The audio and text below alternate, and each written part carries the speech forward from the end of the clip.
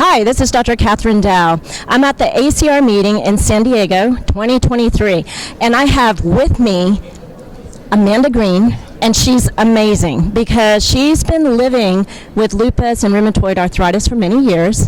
Thank you, Amanda, for having me interview you and just coming here and letting me talk with you. Thank you. I'm happy to share my patient experience. And, you know, Amanda, you have a poster here at the ACR. Could you tell us a little bit about your story and how this poster came to be? Sure. Well, my story is I am a patient advocate with Lupus and Allied Diseases Association, which is a nonprofit that amplifies lupus patient voices. And for my advocacy, I was able to share my patient story. And when they asked for patient perspective posters, I had a great idea. It was a little creative, a little off the wall. I wasn't sure I would get accepted. But my patient poster is here at ACR 2023, and it's called Lupus with Slime: How Increasing My Range of Motion and Improving My Quality of Life with SLE with Slime. Slime. So slime is the stuff that my kids make, and glue and contact lens solution and activator stuff. Did you make your own slime or did you buy your slime? I made my own slime, but it was a little too sticky. So a friend of mine started a slime company. I started using her slime, and it's my favorite is cloud dough. It's not so sticky. I don't know if you know, there's different types of slime. Absolutely. Okay. If you're a slime expert, I'm an adult slimer. So if you're in the know, if you know, you know. If you don't, cloud dough is the best for beginners. So tell me what you would do to loosen up your joints, because it's about activity. Sometimes we send our patients to therapy in order to get them to be more active. Well, during lockdown, and I was usually going to physical therapy, but during lockdown, my physical therapist couldn't touch me, and so I was starting to get frozen shoulder, and so I literally started kneading the slime with my hands, and then if you know how slime works, excuse me while I stretch the mic, soon I was doing tricks and flips and... That's amazing. I don't know, you seem a little young. Maybe you don't remember slam dancing? Slam dancing. I was slime dancing during the lockdown. I was moving because I knew that once I was moving my arms, my shoulders, my legs and knees wanted to join me, which, trust me, you're a rheumatologist, you understand what your patients go through. They do not want to move their legs. They do not. But if you find joy and something fun, I didn't realize I was moving. I didn't tell my body this is exercise. I love that. So I was having fun.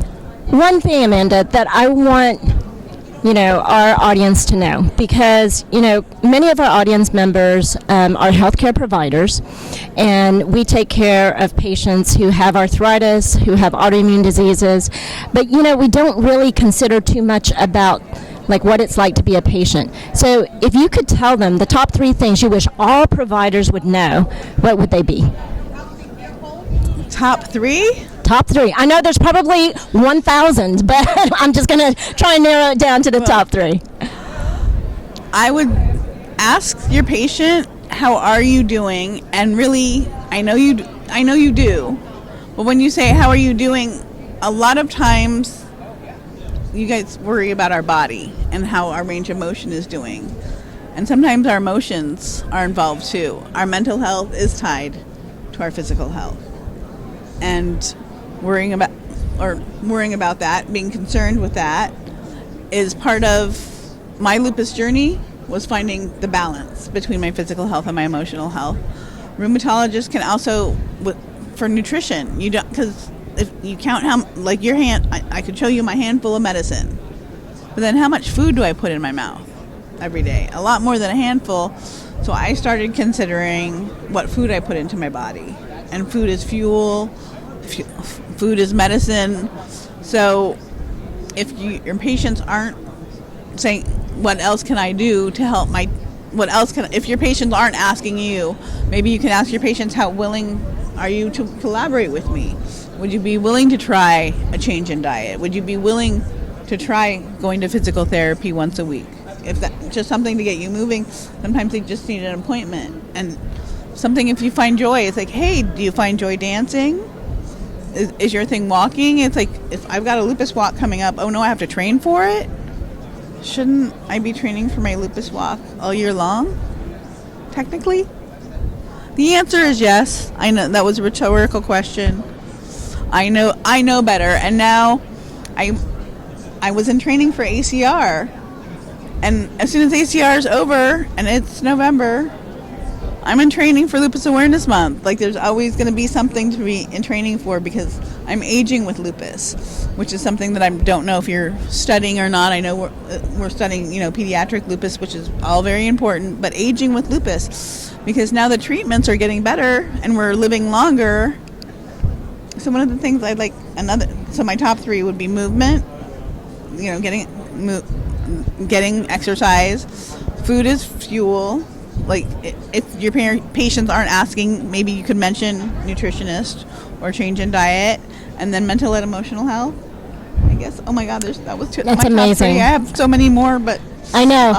So, viewers, she is the reason why we're here. She is the reason why we have to work very hard to take care of our patients.